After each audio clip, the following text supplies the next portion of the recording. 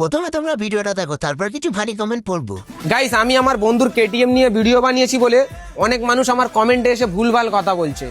তো গাইস, এমন একদিন অকাত আসবে যেদিন আমি নিজে কেটিএম কিনে নিতে পারবো, ঠিক আছে? আর বাকি তো বন্ধুকা গাড়ি মানে আপনা গাড়ি, কি ভাই? फोन बजा पैसे वाला सीन नहीं है रॉन्ग नंबर फोन बजा इस वाला सीन है फिर रॉन्ग नंबर शॉट हुआ डरे के लगाते तुम सो चलिए शुरू करते हैं।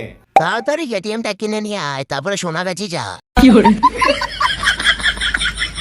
তোর অকাত নেই, তোর অকাত আছে শুধু গুচির বেল কেনার।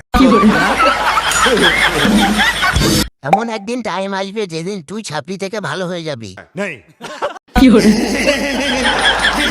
কিরে বোকাচোদা শালা, সাদা গেঞ্জিটা কোথা থেকে পেলি? রাস্তাতে?